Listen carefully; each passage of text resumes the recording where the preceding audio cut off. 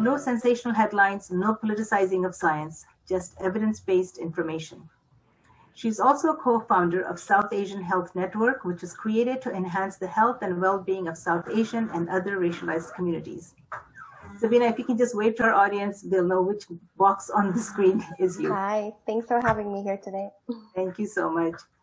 Then we also have Dr. Naheed Dosani. Naheed is a palliative care physician who cares for homeless and vulnerably housed individuals with dignity and compassion, whether in a shelter or on the street. He is the founder of the world's first mobile palliative care program for people experiencing homelessness, known as the PEACH, Palliative Education and Care for Homeless program at the Inner City Health Associates in Toronto. During COVID-19, Dr. Dosani has served as medical director for the region of Peel's COVID-19 isolation/housing program. Dr. Dosani, if you can say hello. Hello, everyone. Thank you. And we also have Dr. David Burt. Dr. Burt is an immunologist with more than 30 years of international experience in the research and development of vaccines against infectious diseases, including influenza and SARS. He holds a PhD in immunology from the University of Birmingham and a Bachelor's of Science in Biological Chemistry from Essex University. He's an award-winning author and a consultant for a company developing a Canadian government-supported intranasal vaccine for COVID-19 using technology that he has previously developed. So if you don't mind saying hello, Dr. Burt. Yeah. Hi. Hi, everyone. It's good to be here with you. Thank you so much. So again, thank you and welcome to all of you for being here. What an incredible set of skills and expertise we will have access to tonight. Before I turn to the questions that we have received, let's take care of some housekeeping. So for those that have submitted your questions already, thank you for doing that. They're amazing questions. And when I was looking at them, I thought, wow, this is all information that I too would want to know. So I'm really excited that we will have some responses to those. And because we only have an hour, we'll try to get through as many as possible. If you haven't had a chance to send your question, you can do so by typing it into the chat section, which we will monitor, or send it anonymously using the Slido app. And to use the Slido app, you can use the QR code, which we will leave in the chat box as well. That said, this conversation, as we know, is about people from racialized, Black, and other marginalized communities. And as the work of Across Boundaries is centered in anti-racism, anti-oppression, and resisting anti-Black racism, I will request that our panelists frame their responses from these lenses as much as possible so that it is relevant to the direct lived experience of our communities. So let's get started. I am going to pose my first question to Sabina. And Sabina, what I would like to do is ask you, why is it important for us to speak about experiences of racism when we have conversations about hesitancy in vaccinations around COVID-19? Yeah, that's such a great question. And I'll be very honest, when we're talking about how COVID has impacted racialized communities, it's so important to remember that from the early days of COVID, when we didn't have any disaggregated data, we were asking for some of this data because we knew that our communities were being really significantly impacted by COVID. And when data was finally given to us, instead of actually recognizing that our communities are at higher risk because of all the structural barriers in place, because of workplace transmissions, because of lack of paid sick leave, all of these, factors that was playing a role, what ended up happening is that our communities were then blamed for these high rates of transmission instead of understanding that there were structural barriers in place. So I'm South Asian, and I remember last year when we had Diwali, we had a lot of people, essentially blaming Diwali and our festivals for the high rates of transmission instead of understanding what the root cause actually is. And to be honest, I think it comes down to the fact that, if our lives don't matter, then how can we trust when someone tells us something? How can we trust when a healthcare system tells you something? So me saying, or someone else saying, Health Canada has considered a vaccine safe, does it actually matter much to someone who has felt left behind, unprotected throughout the entire pandemic. And it's not even just during the pandemic. You know, we've seen the sheer amount of racism in healthcare, the sheer amount of discrimination, and in fact, we have a terrible legacy of experimentation as well here in Canada. So we have all of these, you know, we all, each and every one of us has had an experience in the healthcare system where we've felt this. And so, you know, we're coming with a lot of our hesitancies that really has to do with the distrust that we've all had to face and experience with the healthcare system. So of course, we're going to be having some of these questions and these concerns coming up because we don't know whether, you know, the healthcare systems are actually someone that we should be trusting because up until now, we haven't felt like our lives have mattered as much. So absolutely, you know, I agree with it. Thank you so much. David, Naheed, would you like to add anything to that one? Yeah, I just want to echo that, you know, in these conversations, we have to recognize that there is a historical pain that racialized communities have experienced at the hands of healthcare. And now healthcare and government, the same institutions that have afflicted that pain on communities and racialized communities, is saying, here, come get vaccinated. And that can seem like a ridiculous concept. Like, are you serious? The same system that hurts me and my community is now telling me to get vaccinated. And I think what we're trying to say at the outset of this discussion is we get it. Like, we understand, right? And by recognizing that pain, you know, we can start to have conversations where we get on a track where we try to heal. But what I also recognize, and I'd like to frame the conversation as, we already see health disparities in racialized communities. What, you know, David, Sabina, and I, and Aseefa, and the entire crew here want to see is, we don't want those disparities to widen during COVID, right? These are already the hardest hit communities. We don't want, once the vaccination to come around, that they say, well, racialized communities didn't take the vaccine, and then the disparities widen. And this is one of the, you know, driving forces of why we're here today. Thank you. Yeah, just to add to what's been said already, you know, it's clear that for racialized groups, one of the main causes of hesitancy is the fact that we don't really feel comfortable in terms of what the government and what health authorities are telling us, and even a lot of young people, they will tell you, well, look what happened with Tuskegee, in that situation where individuals were denied health care that was available, that could have cured their infections. So even the young people today are looking back, and that's sad, because, you know, you'd expect the older folks to be looking back, but the young people know about these things. They're very aware, and there's a lot of mistrust in our governments and in the health service because of what's happened in the past. And I agree with Naheed, we need to acknowledge that these things have happened, and hopefully, because we're from that same community, we can discuss these in a sort of scientific and culturally sensitive manner.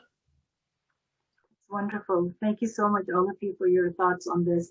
And you know, sometimes things have happened in the past and we say, oh, it's historical, but truly the impacts of what's happened in the past continues to resonate for each of us today.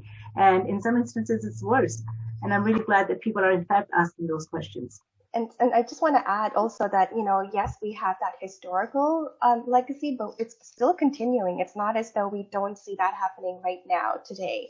You know, I've had so many discussions with community members in the South Asian community who are hesitant to get the vaccine right now because they've had personally really bad experiences at the hands of healthcare.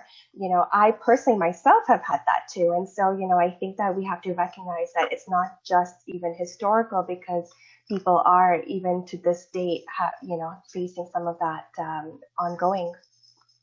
Absolutely. And so our questions are actually, you know, going to be touching upon, some of your responses will be touching upon these questions that we have received. And I'll ask you the first one, and I'll ask Any one of you to answer and others can, begin, any one of you to begin and others can just jump in. So one of the questions is, if COVID-19 is a new outbreak, how can we ensure that this vaccine is safe if it was created in such a short time? And I'm sure you've all heard this question a number of times already, but it's still a very pertinent question for our communities. No, but it's a good question because, like, I think we're so used to hearing drugs and vaccines take a long time to like go through trials and processes. I'll defer to David and Sabina because I've heard them both answer this question with grace and expertise before.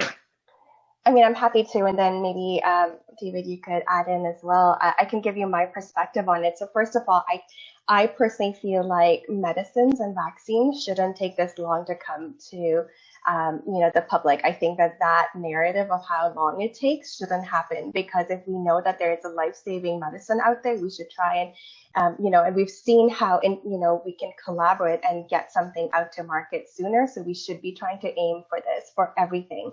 But the reason why we were able to do this, and I understand that we've never in the past had a situation where we've not just identified a pathogen, a bad virus, but also be able to not just develop a vaccine, but also manufacture, distribute, or get approval within a year. That's very tight timelines. But there's many reasons that actually happen, and it shows you the impact of collaboration, because across the world we've seen incredible collaboration between researchers, scientists, health agencies, and everyone's been working together. There was a lot of funding that was available to do these large clinical trials. These trials that we had with COVID vaccines are in fact huge. I mean, we have 30 to 40,000 people in each of these studies, when typically in a phase 3 study for any medicine, we would have 5, 6, maybe 7,000 people, but these had much more than that. But we were able to do it because there was funding that was available. And even with the mRNA platform, the way it works is so great. We've been using it, in fact, in cancer therapy for a very long time. And the advantage of it is that as soon as we're actually able to figure out how to make the vaccine, we can use the mRNA technology to get the vaccine ready much sooner, much quicker. And this works in our benefit now, because when we're looking at the variants and looking at boosters, we can actually come up with new boosters, very quickly as well. So that's really working in our advantage. But important to remember that none of this occurred at the expense of safety. Many times the clinical trials were halted, were stopped when something happened and an adverse event occurred. Studies were stopped, full investigations were done. And so, there was absolutely no shortcuts that were taken to safety. So, that's the one thing that I really just want people to take home. Yeah, just to add to Sabina, the actual technologies that are at the forefront of these vaccines, the mRNA and DNA technologies, actually they were actually applied to other coronaviruses like SARS and MERS, the Middle Eastern Respiratory Syndrome virus. And a lot of the groundwork in terms of preclinical studies in animals that have to be done in humans before doing in humans, these were done over the last sort of 10 years. And so when COVID or SARS-CoV-2 came along, they were able to apply the technology directly to this new coronavirus.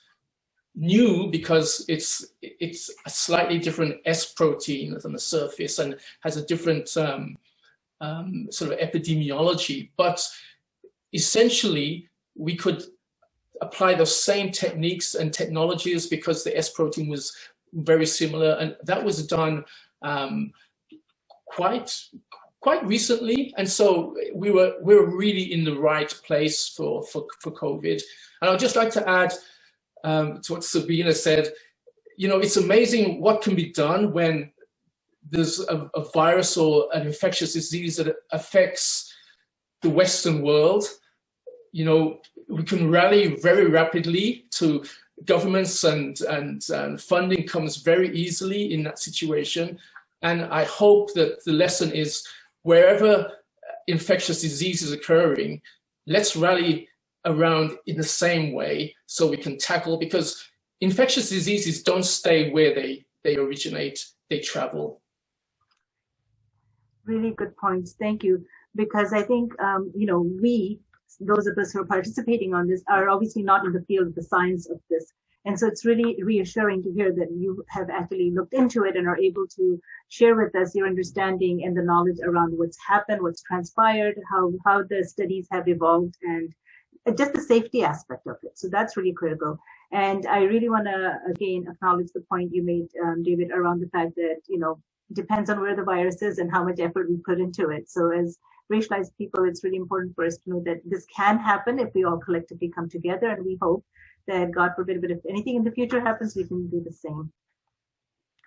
So the next question is there a big difference between the vaccines? We've heard a lot of different names, Pfizer, Moderna, etc. Can you speak to us and tell us a little bit about that? I can start off. The vaccines that have been authorized for use in Canada, there are really two types. The mRNA vaccines from Moderna and Pfizer, and the DNA vaccines. These are being produced by AstraZeneca and Johnson & Johnson. They both deliver the recipe for the S protein on the surface of the coronavirus to our cells, and they both end up by allowing our cells to produce that protein, which is recognized as being foreign, stimulates the immune system, and then we become immune. The difference between the two types of vaccine is that the mRNA vaccine is a very simple vaccine. It's the recipe that's basically packaged in a fat or lipid vesicle, goes into the cell does its job. The DNA vaccines have to be delivered by a virus, a transporter virus, which is an adenovirus. And so the adenovirus delivers the DNA into the cells. And normally our cells convert DNA message into RNA and into protein. And this is exactly what happens. Both the DNA and the RNA recipes are converted into the S protein, which gives us the vaccine. So our cells are actually the manufacturing plants for the vaccine. So that's why these vaccines are very new, but they're very effective. Thank you. But do we have a choice in which vaccine we can get, or do health providers choose for us?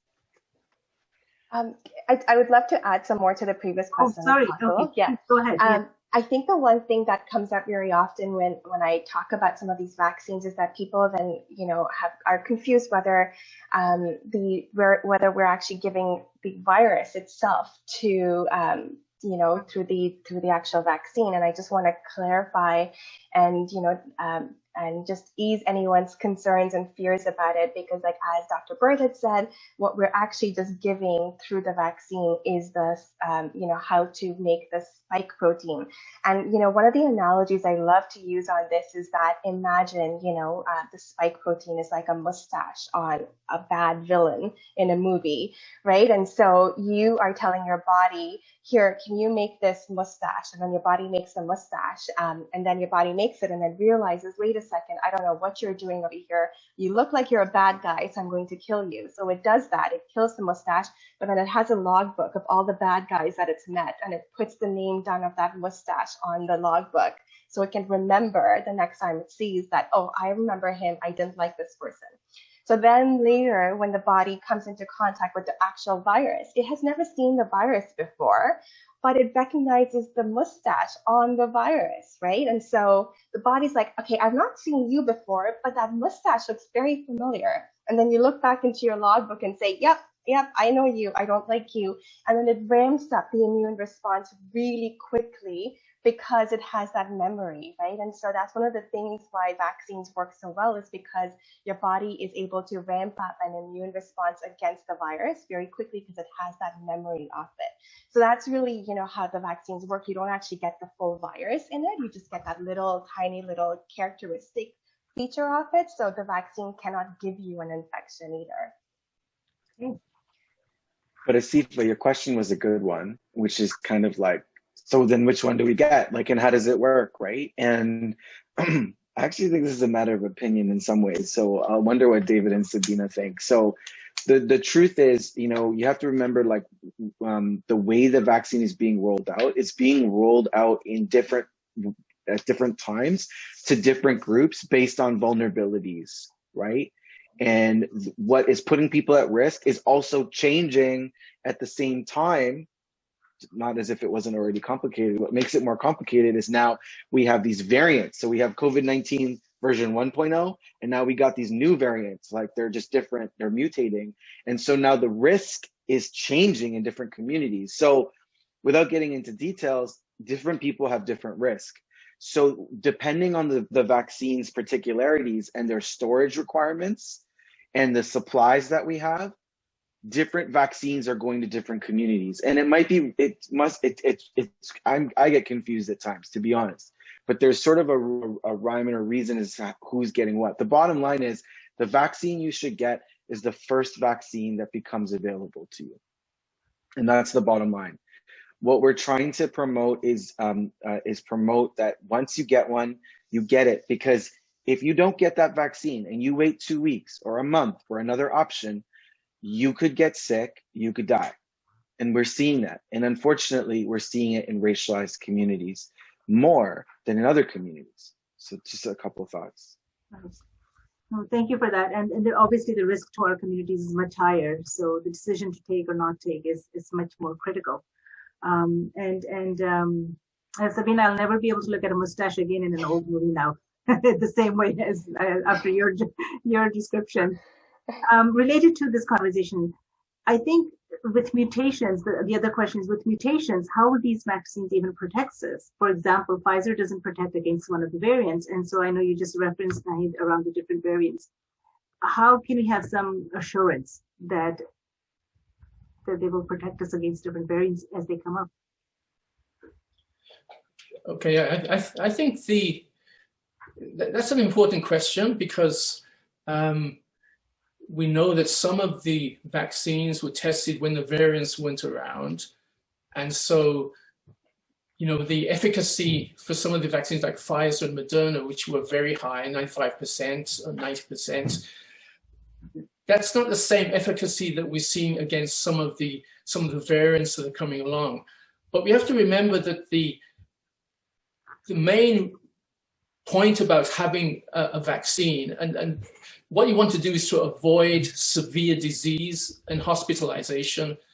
And even for these variants, including the South African one, all of these vaccines will protect you against severe disease and hospitalization. So that's the main goal. And all of these vaccines will do that.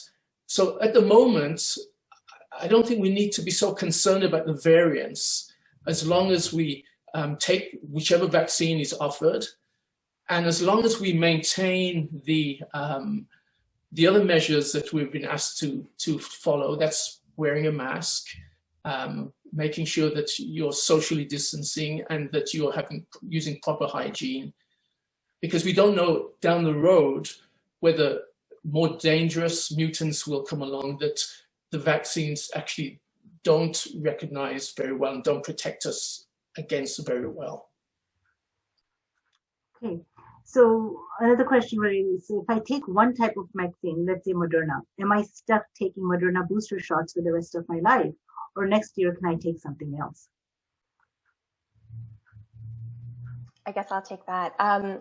So I think that we don't know whether the vaccine is actually going to be an annual vaccine right now. So we don't really know how long immunity lasts. So really that's, that's a big question mark right now to see, what we're going to have to do down the road. But, whatever vaccine you get right now for your 2 doses, if it's a 2-dose vaccine, does not mean if you are going to be needing to get more boosters down the road that you have to get the exact same one. But we don't obviously have information for that right now. We just have information for what we're doing right now. And so obviously right now you take the same vaccine that you've been given the first dose of. But down the road, we'll see what happens and how often you actually need to get booster shots. We just don't know that yet. But you won't be limited to the same one. Okay. Correct me if I'm wrong, Dr. Burt. No, that's perfectly correct. I mean, there are studies being done where they're looking at mixing and matching, but at the moment, the recommendation is to have the second dose the same as what the first dose was. So then how long will the vaccination last once given? Do we know that? There is some data from Pfizer, some recent data from Pfizer and Moderna that suggests that the vaccine, the immunity is pretty robust. So at least up to 6 months. And that's really just the time that the vaccines have been out. So at least up to 6 months. They're seeing that the vaccines are protecting without really much loss in immunity. So, so far, so good. But again, we have to see it in terms of longer time periods, how long that will be. But at the moment, they say at least up to 6 months. Okay. I hadn't heard that. So thank you for sharing that. I'm going to switch. Oh, sorry, go ahead. When you think about the booster proposition, we get our annual flu shot, right, too. So, I don't, like, from a practical perspective, if that's what this becomes, I wouldn't view that as a reason to not get the vaccine. If that becomes what happens, that's what it becomes. And in fact, you would want it, because if that's what's recommended to update your vaccine profile, you would want to be boosted, because that's why you got the vaccine to begin with. So this is just how immunology and infectious disease works, and it's an evolving field. And thankfully it evolves so that we can actually develop vaccines to protect people. That's how I would frame that kind of that part of the conversation, at least. Okay, fair enough. But so if somebody's already had COVID, the question is, why do they need vaccine? Or can they still get COVID after taking the vaccine? Flip side of the same question. Maybe I can take this one. Sure. I've done this one before. So I think the key thing is that even if you get COVID, you should still get the vaccine, because it protects you. If you get the vaccine and you get COVID after, the thinking is you can still get COVID. It's possible, but it won't be as severe. So the difference is, if you don't have the vaccine, you could end up in the ICU on a ventilator, and you could get so sick that you can die.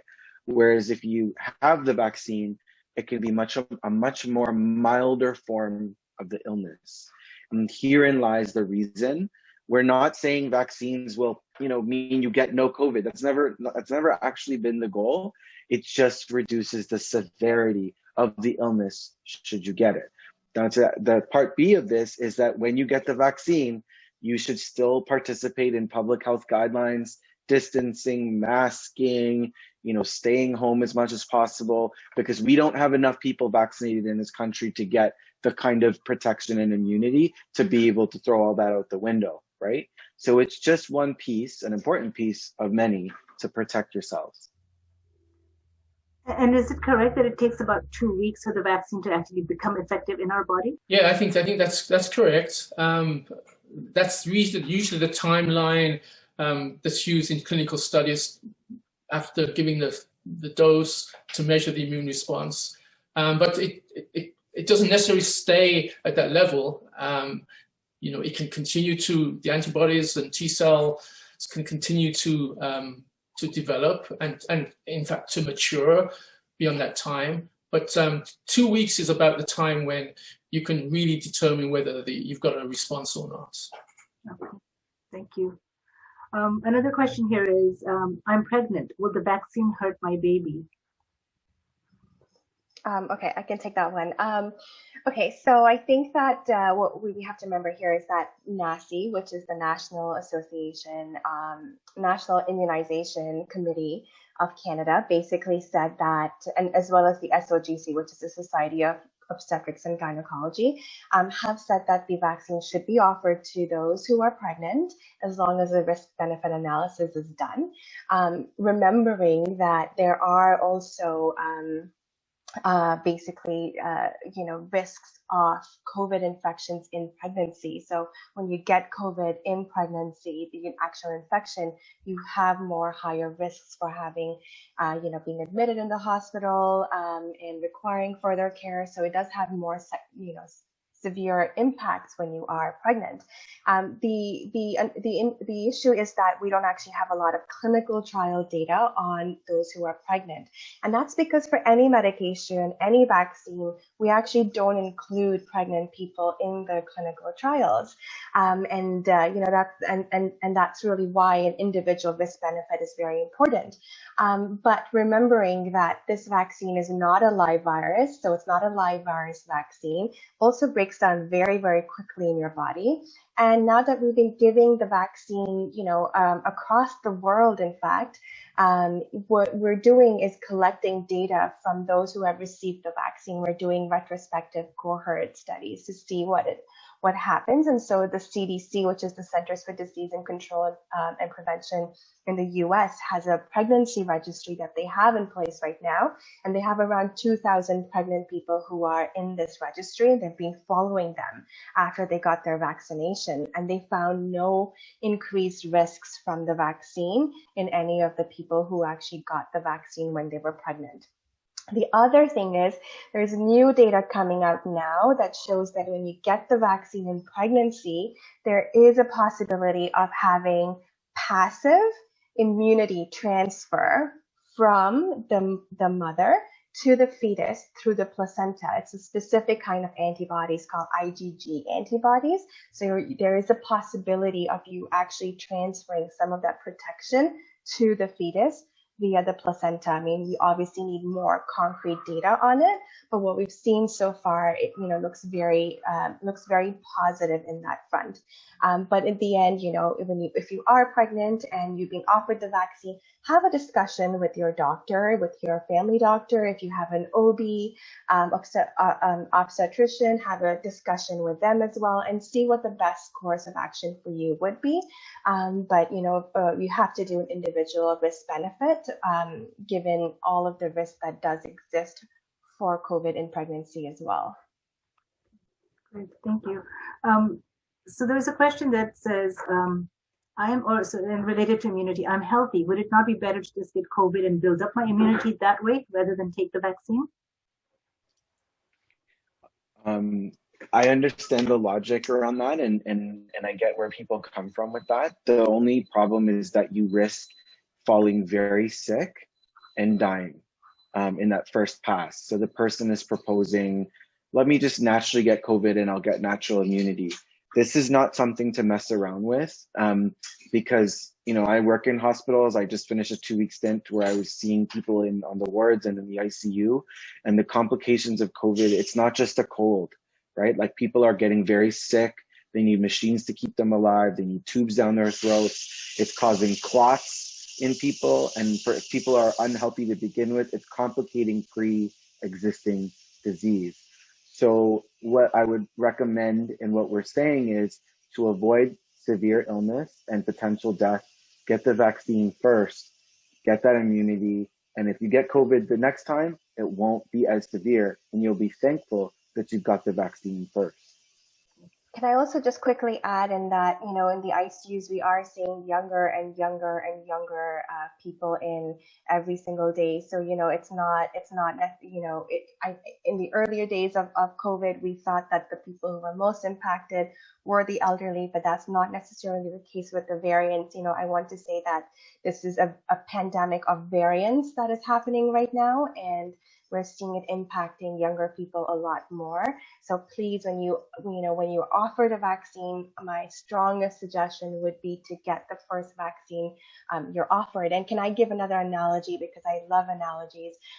But imagine that you're naked and you're out in the cold, and it's Canadian winter, -20 Celsius outside, and someone offers you a really nice warm jacket. Are you going to say, no, I don't want this jacket, I only accept designer jackets? You know, you're not going to say that. You're going to take the jacket because it's going to keep you warm, it's going to protect you, it's going to prevent you from dying. And that really is the case with all the vaccines we have on the market right now.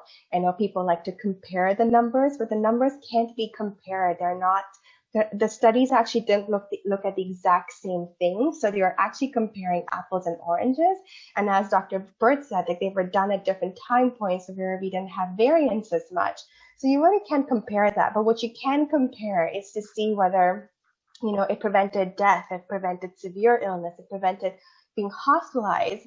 And across the board, every single vaccine was nearly 100% effective in preventing these severe outcomes of COVID. And that's really the, you know, key takeaway from the vaccines. Thank you.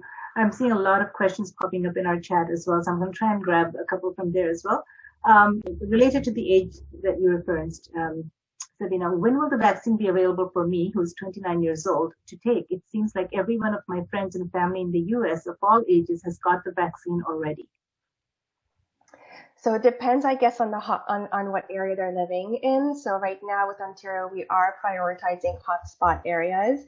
And in the hotspot areas, the idea is that those who do live in a hotspot area, anyone above 18 plus, will have access to the vaccine in the next few weeks. The issue is that, you know, some of those logistics are still being ironed out with respect to how it's going to be done, because it will be done through mobile and pop-up clinics. So that still is, you know, in the works, but it should happen soon. If you don't live in a hotspot area and you're 29, then, and without any, if you don't have a high risk or highest risk or at risk health condition, and you're, you know, healthy, then that would be in the phase 3 of the vaccine rollout, which is around July is when that's going to be ramped up.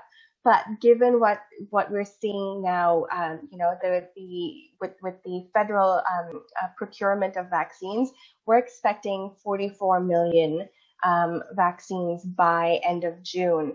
And so, you know, that is more than the population of Canada, right? And so my hope is that even though they're saying July for everyone else who is healthy and young, I actually personally feel like that might end up being pulled forward if everything goes to plan. You know, there's no delays in shipments, etc. You know, and we should have a lot more vaccines coming in May and especially in June. That's great.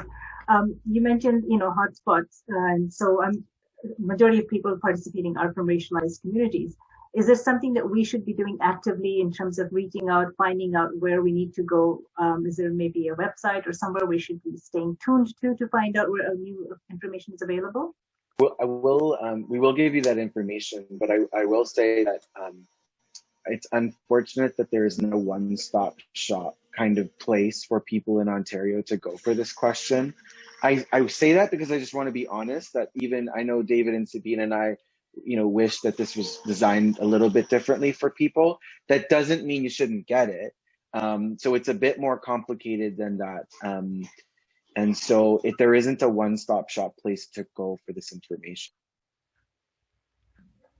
There's a group on Twitter called Vax Hunters Canada, and they are actually posting up-to-date information for all of Ontario.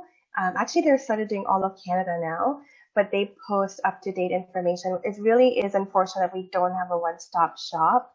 And you know, I would make sure that we look at not just the provincial portals, but we also are looking at each public health unit's portal.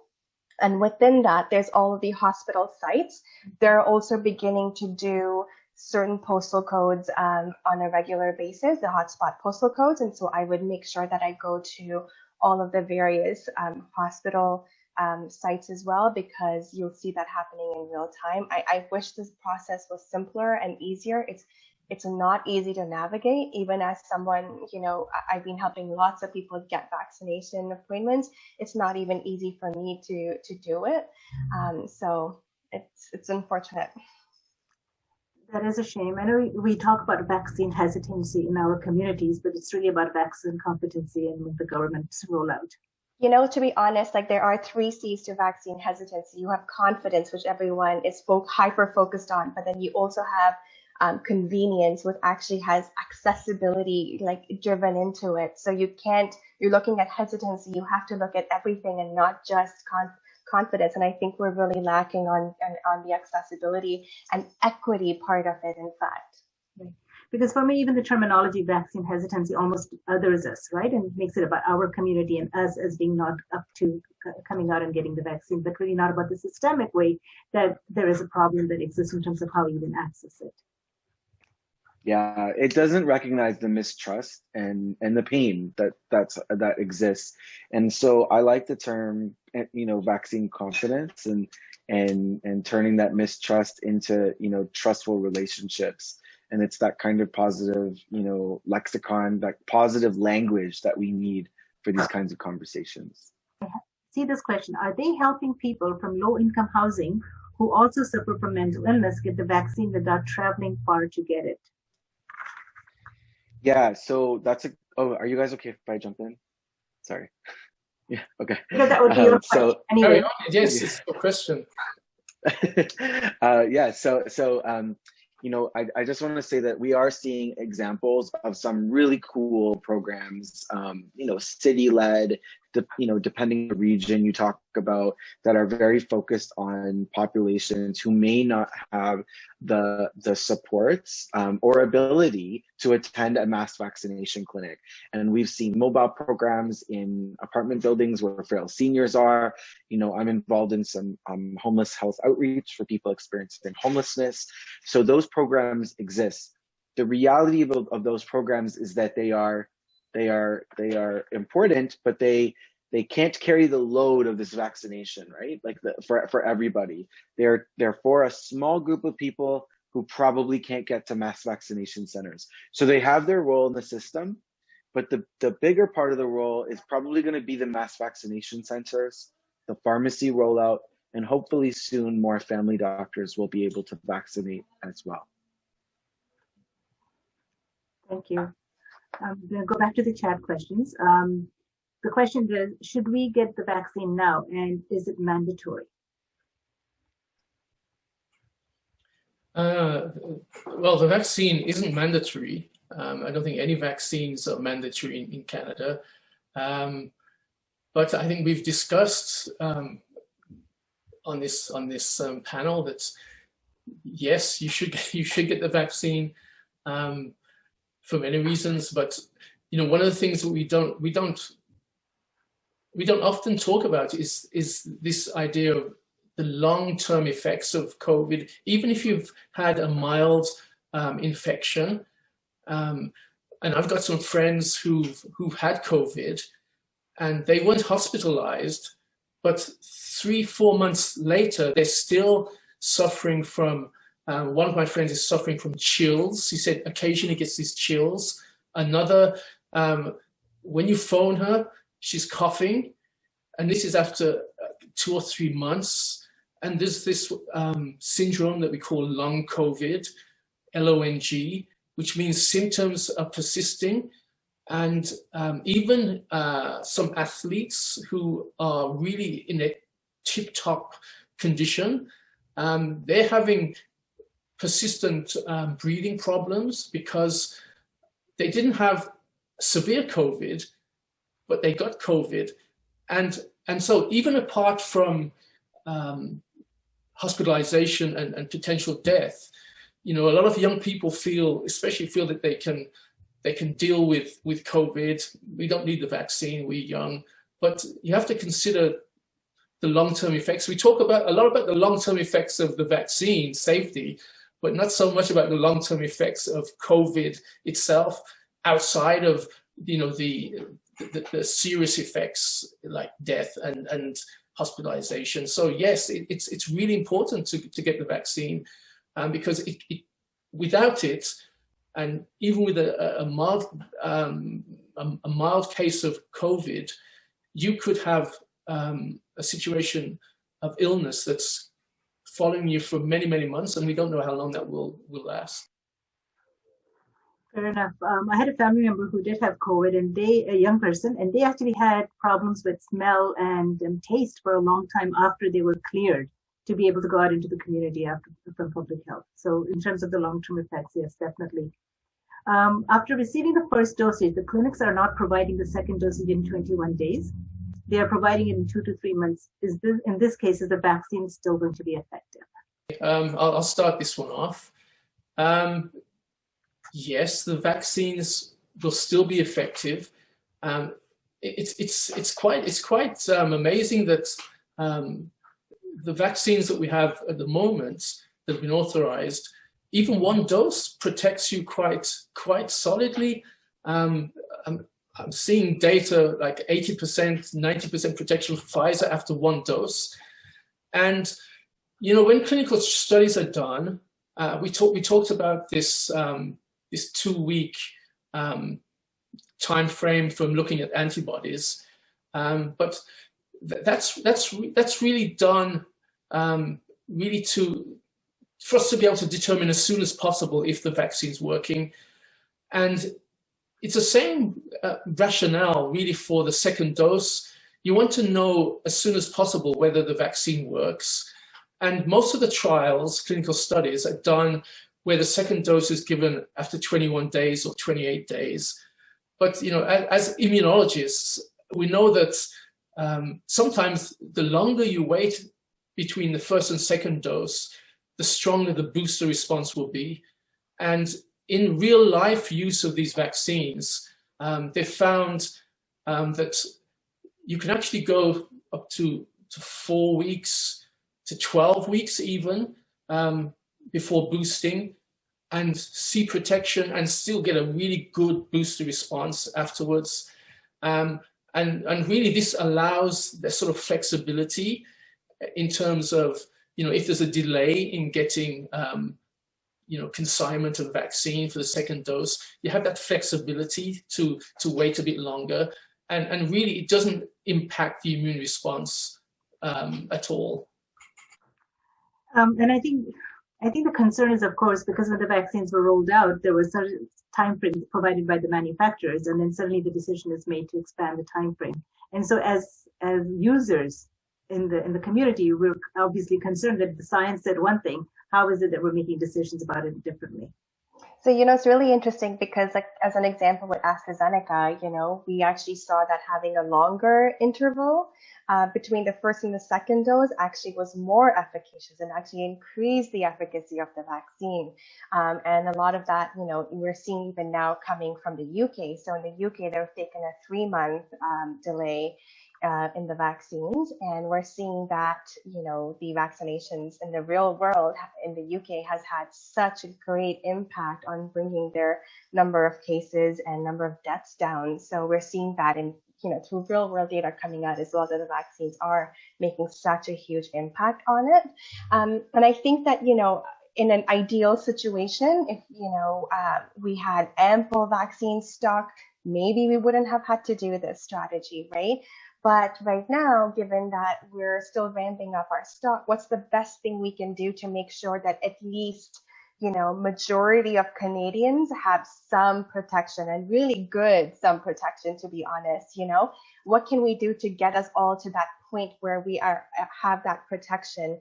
And this is really our best strategy. Well, the other thing to remember is that now that we're getting data coming up until 3 months, so the 3-month delay, antibodies don't actually, you know, go from 100 to a 0 overnight. There is that stepwise decline, you know, in the way they work. So, you know, we're just extrapolating and saying, okay, at 3 months, we still saw really good protection from the vaccines. So possibly we still have that protection even at 4 months. And so that really is the reason why we're doing it, because right now, you know, it's a race against variants. And our case counts are exponential, and our ICUs are completely filled. So what do we do to try and protect as many Canadians as we can? And that's the reason why this, you know, change was made. And I can understand people are confused about it, are apprehensive about it, but it is really for everyone's protection. So there's a question about a time frame for when you can take another vaccine after taking one of the COVID-19 ones. So the question is, can you take 2 separate types? And if so, then what's the time lag between the two? are these for different vaccines, different types of vaccines? Yeah. Yeah. Actually, I had my my vaccine last week, and the doctor that was giving me the vaccine asked me if I had another shot within 28 days of me wanting to get my COVID, and I said no. And I think this is a timeline that they're suggesting that there should be like 28 days between.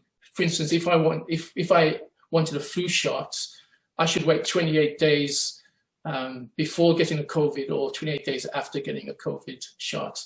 So this was the advice that I received. I don't know if that's general advice, but that's the advice that I was given when I went to get my shot. I think that it's 14 days before and after the vaccine that you can't take any other vaccine. I think the 28 was probably someone who was overzealous.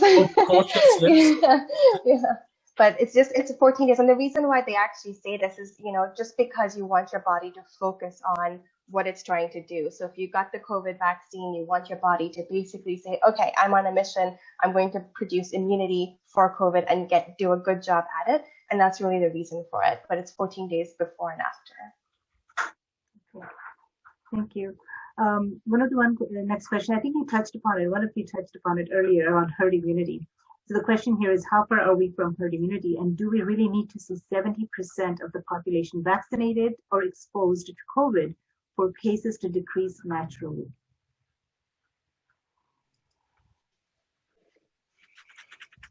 Yeah, do we have data on this, David?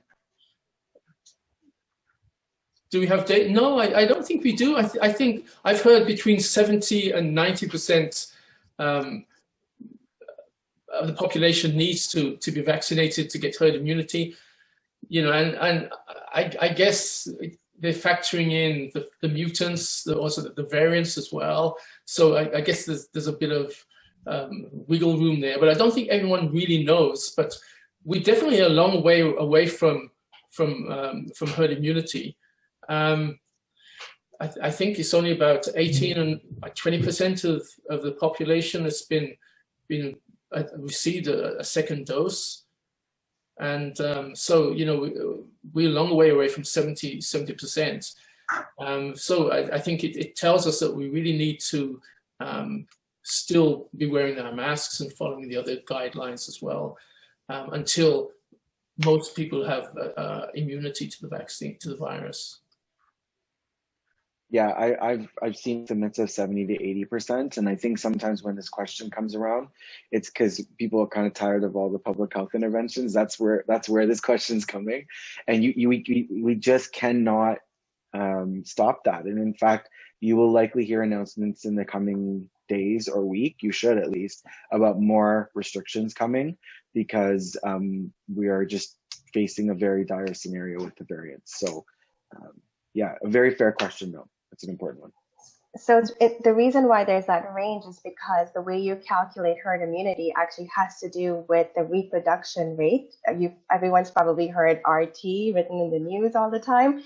So that's how fast your cases are basically increasing.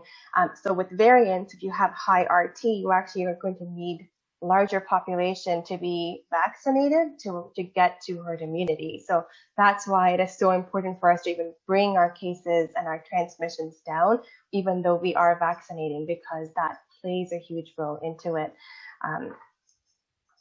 Would it be safe to say that the more variants you have, the higher the herd immunity percentage would need to be?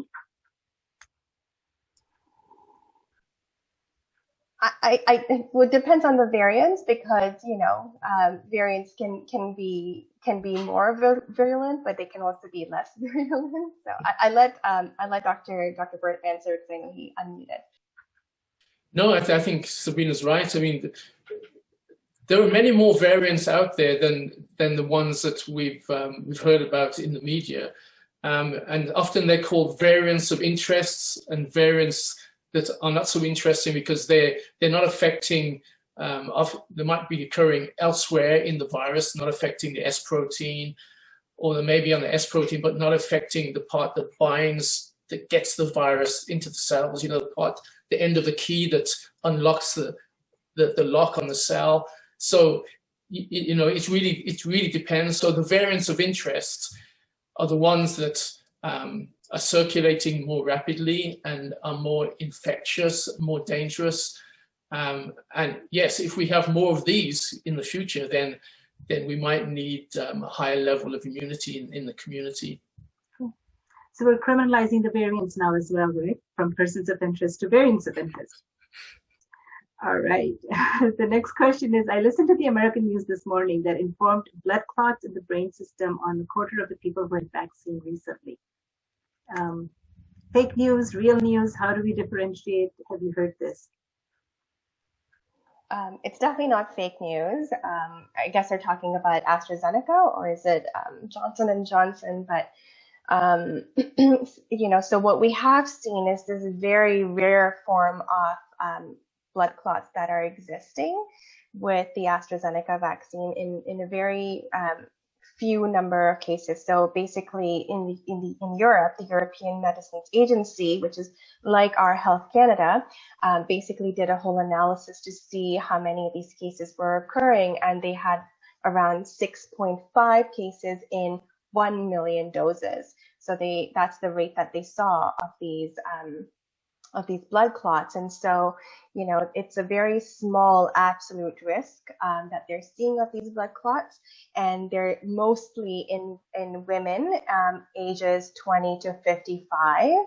And that's really why there's that guidance that exists right now in Canada for AstraZeneca, that we are only recommending it for those who are over the age 55.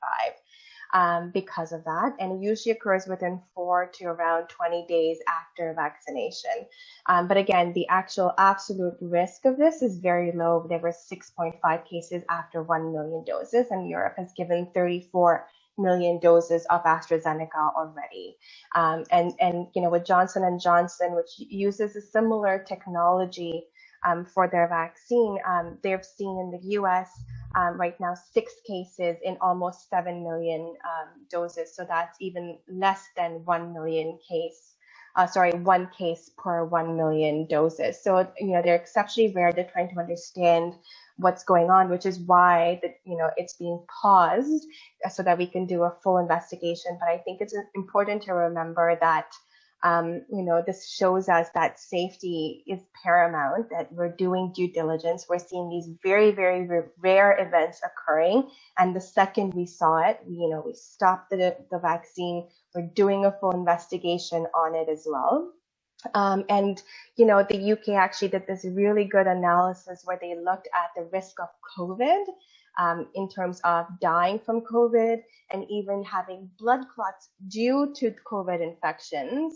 And what they found was that, basically, if you are in a situation of a high exposure risk for COVID, which is what Ontario is in right now, the benefits of AstraZeneca far outweigh any possible risks just because of how deadly COVID is and what an impact it's having on people right now. The other thing to remember is, I think the question that comes very often with it is that, if you have a personal history of blood clots, or if you're on birth control, or if you are pregnant, does that put you at higher risk? And it doesn't, because it's actually a different mechanism by which these are occurring. So it's more of an immune reaction. And so, having a previous history of a blood clot or family history of a blood clot does not put you at a higher risk for it. And Dr. Burt, actually, do you have anything? Yeah, I just wanted to add that, obviously individuals who have had the AstraZeneca vaccine may be worrying about, what does it mean for me? And I think all of these clots that have been seen have occurred between 4 and 20 days.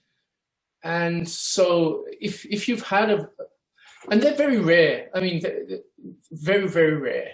So if you've had the AstraZeneca vaccine and it's been more than 20 days since you've had it, you shouldn't be concerned about having this problem. It's very rare anyway, but you're also outside of that window where it's been seen. and just for people to be a bit more comfortable, because a lot of, I can imagine, if you've had that vaccine, you're wondering, but it's very rare, and it's the actual incidence is about the same as the rare anaphylactic responses that you see with Pfizer and Moderna. It's about the same level of occurrence, so, except that obviously a blood clot, especially in the brain, is probably more dangerous. But it's a very rare occurrence, and if you're outside of that 20-day window, you shouldn't be worrying about that. So in relation to the question, I think you've answered part of it, but so we know that AstraZeneca is being given in Canada. It's given to people who are older than 55, and there is a window of 20 days within which a potential reaction can occur. And is there something we need to be doing to be mindful of it if we have received it? Mindful in terms of what? Looking for symptoms? Mm-hmm. Yes, I think there are some symptoms that you can consider. I've got a list of them here. Let me see. If you've had the AstraZeneca vaccine, and again, this problem is a rare one. But if you've had persistent and severe headaches, seizures, blurred vision, shortness of breath, redness on a limb, you should see your doctor. You should get medical help straight away. Again, this is a very rare event, but it's important to know what you should look out for if you've had the vaccine and you have these events. But I think most people who have severe headaches and seizures and loss of vision would want to go to the doctor anyway to get some help. So those are the things you should look out for. Great, thank you. So I hope that when people are receiving this particular vaccine, they are given some of this information on the spot, so that it's something that people will proactively look out for. Oh, so it's not being given to anyone who's under 55. So the risk really, all that we've seen was actually the risk was really higher for younger women. And so in Canada, at least, we are actually only doing over 55, and we didn't see any of these cases occur for anyone who's over 55. So anyone who's getting AstraZeneca now should feel, comfortable and confident that it will protect you from severe illness and it's a safe vaccine. Cool. Thank you. I think we're going to go pretty much to a couple of our last questions. The vaccine is currently not authorized for use in children under the age of 16. Any updates with this? How are we going to protect the children in Canada? Great question. I love this question because I have a 4-year-old at home and it's on top of my mind as well. And so Pfizer and Moderna have actually done studies now on adolescents, so basically ages 12 to 15. And so that actually they have data and they're applying to get approval for this age group. And they've now started recruiting for children under this age group. So 6 months of age up until age 11. They're currently recruiting participants for this trial for both Pfizer and Moderna. So we actually should have this data available before the end of the year, in fact, in a couple of months as well. So, definitely I'm also looking very closely for this information. Good point. Thank you. So I'm going to jump to this one last question here. It says nasal spray for COVID prevention developed in Vancouver. What are the prospects? Prospects of a nasal spray vaccine. Mm-hmm. Actually, the interest in a nasal spray for the vaccine is really in order to produce a certain type of immune response in the nose and respiratory tract where the virus is first attacking you and it's entering.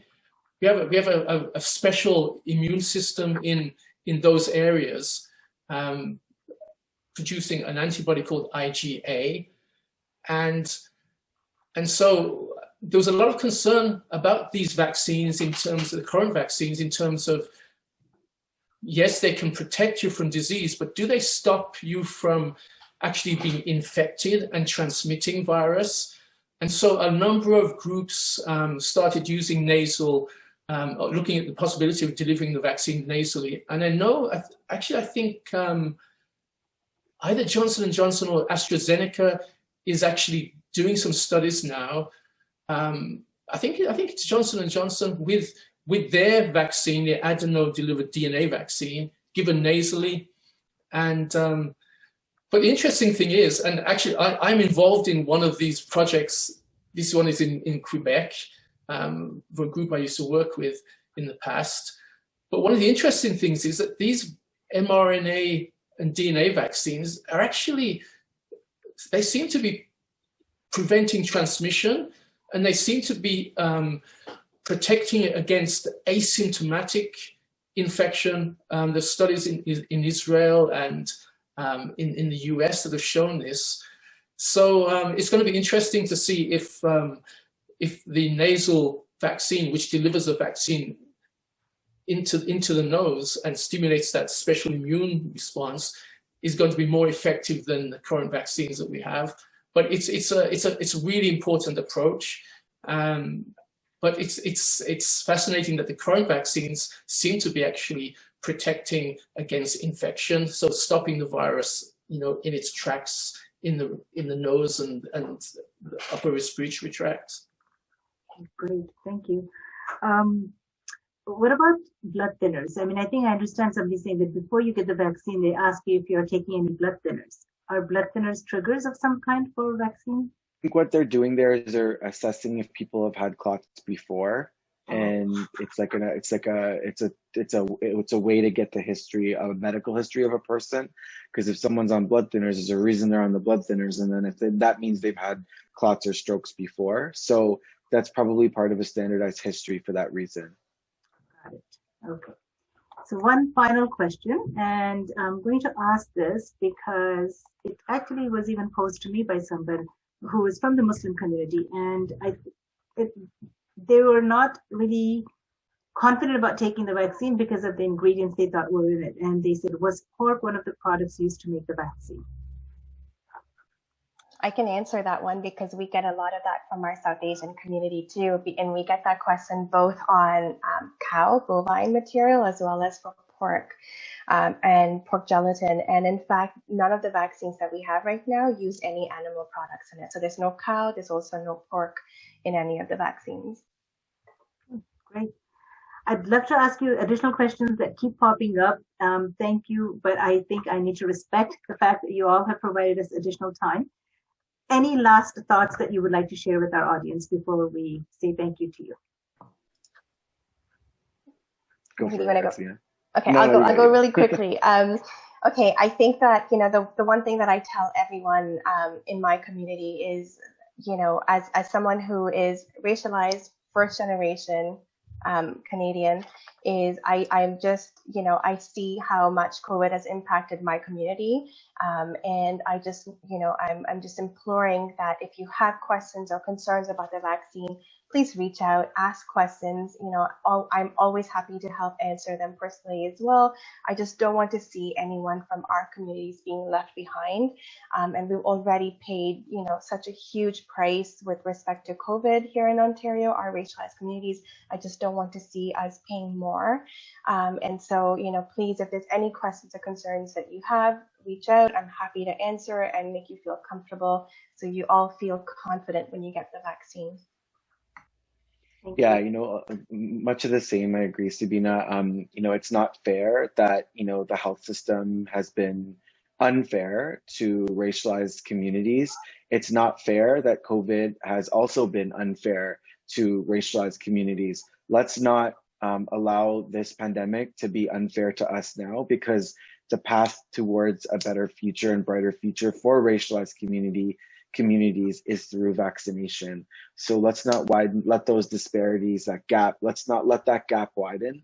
Let's take steps to get there together and support each other. So I'm going to challenge each and every one of you to find one person in your life after the session, to tell them one fact that you learned about the vaccine today to inspire positivity about the vaccine. And then that will have that echo effect, right? It'll create that web and impact in your family, your friends, your communities. So just one person tonight, okay? Call them, text them, whatever it takes. Do a video call, and that's all I'll ask. Thank you so much.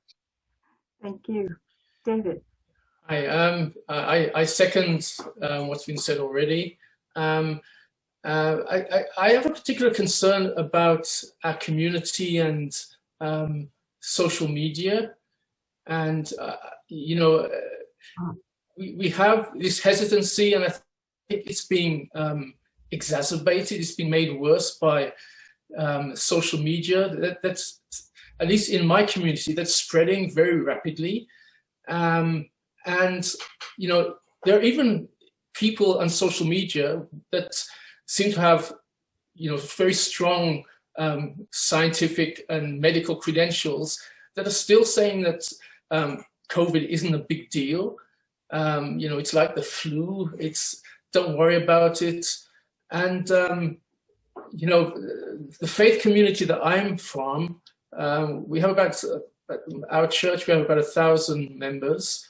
And when I hear people passing around or spreading these social media comments, I get very upset, because 2 of our good friends are currently in hospital, in ICUs, fighting for their lives. COVID is real. It's not something to play around with. And again, I'd say, our communities have been impacted. There's been a lot of medical injustice in the past. Let's not make it worse by allowing ourselves to not get treatment and not get preventative treatment that's available now. Thank you. Really, really important, valid points. As racialized and Black community members, we're already, challenged and struggling against a lot of systemic issues to begin with. So I guess what I'm hearing is that let's use the vaccine if it's available to us. And in fact, if anything, let's raise a voice to make it more easily accessible and more available in our communities, so that the barriers that we're experiencing in getting them are even eradicated further. So David, Sabina, Naheed, thank you so very much on behalf of Across Boundaries for your time, your generosity, and sharing your knowledge with all of us. Your answers were really down to earth. They were, not couched in any sort of, scientific language. It was stuff that we could understand, and hopefully we'll be able to take away. And as per Naheed's challenge to each of us to share this information with one member in our community, we'll take up that challenge, and we'll make sure that we do try to do that so that our community can continue to be safe from this. Thank you everyone for participating, for asking your questions and joining us this evening.